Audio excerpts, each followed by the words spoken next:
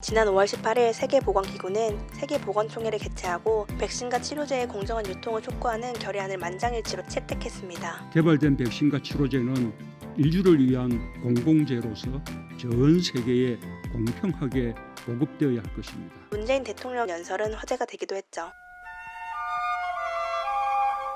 백신이 미중 패권 전쟁의 새로운 전쟁터가 될 수 있었던 것은 백신이 지적재산권, 특허를 통해 시장 독점, 승자 독식이 가능하기 때문입니다. 그런데 세계보건총회에서 채택된 결의안에는 백신 치료제 개발업체가 특허권이나 임상시험 자료 등을 독점하지 않고 WHO의 관리를 맡긴다는 내용이 담겨 있습니다. 트럼프는 이는 친중국 노선이라며 WHO 탈퇴 선언을 했죠. 제약회사들도 일제히 반발했습니다. 세계제약협회연맹은 WHO의 뜻에 동의하지 않는다는 성명을 발표했습니다. 아스트라제네카의 CEO 파스칼 소리오도 지식재산이 보호되지 않는다면 어떤 것도 개선하려는 동기가 생기지 않을 것이라고 반발했고, 화이자의 CEO 앨버트 볼라도 지금 이 시점에서 특허 공유 구상은 터무니없는 소리라고 반발했죠. 거대 제약회사들은 코로나19라는 공중보건위기 상황 속에서도 지적재산권을 통한 이윤 창출을 포기할 생각이 없습니다.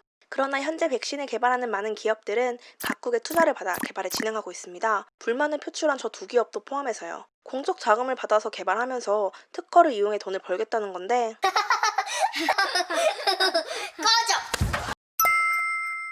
기업뿐만 아니라 백신 공공재를 이야기했던 많은 국가들조차 실제 행동에는 소극적인 태도를 보이고 있습니다. 3월 23일 코스타리카 정부는 WHO에 코로나19 관련 기술에 대한 권리를 공공관리하는 조치를 요청합니다. 그리고 3월 31일에는 오픈 코비드 플래지가 조직되었습니다.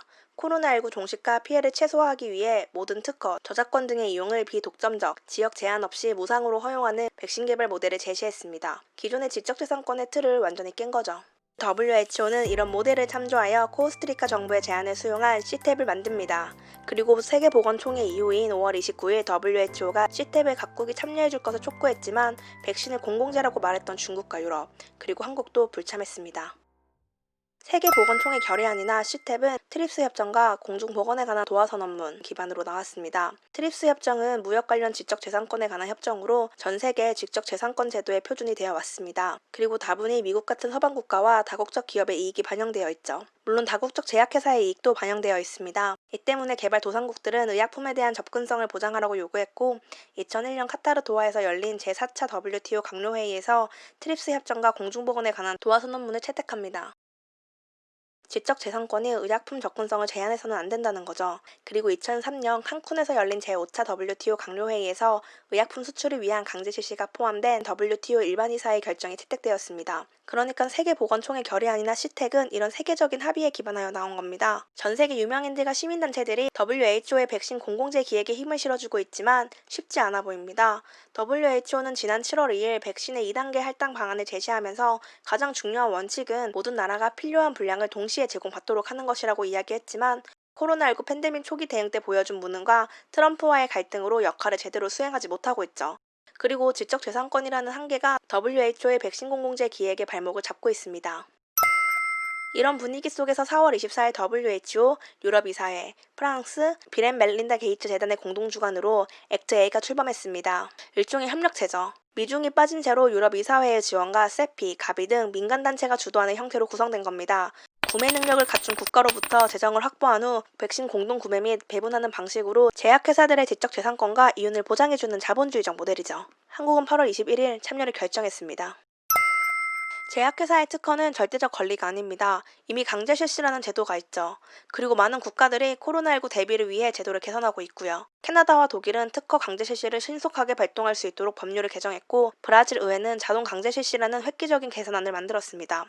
우리나라도 백신 공급이 원활하지 않게 되면 강제 실시를 통한 백신 공급을 고민해야 할 수도 있습니다. 이미 코로나 치료제로 알려진 렘데시비르 수급에 문제가 생겨 70대 이상의 고령자에게 우선 투약하고 있죠. 백신이 개발되어도 같은 문제가 발생할 겁니다. 이를 위해 정부는 대선 공약이었던 공공제약사 설립을 다시 검토해봐야 될 때가 아닐까요? 우리는 이번 코로나19로 정부의 개입을 통한 안정적 공급의 중요성을 다들 느꼈을 겁니다. 백신은 패권 전쟁의 도구로 이용되어서도 이윤 추구의 대상이 되어서도 안 됩니다. 누구나 접근 가능한 공공재로 다뤄져야 하죠. 하지만 현실이 이를 가로막고 있죠. 때문에 많은 시민들의 지지와 참여가 필요합니다. 에볼라 치료제인 렘데시비르가 코로나19 치료에도 효과가 있자 특허를 가지고 있던 길리어드 제약회사는 렘데시비르를 희귀의약품으로 지정하는 특허를 재신청했습니다. 이에 대한 국제적인 비난이 쏟아지자 희귀의약품 지정을 철회했죠. 사람들의 관심이 양아치 짓을 막아낸 거죠. 이처럼 백신을 이윤 창출의 도구가 아니라 세계 시민의 공공재로 개발하고 공정하게 배포하기 위해서는 우리의 관심과 참여가 무엇보다 중요합니다. 지금까지 따옥이었습니다.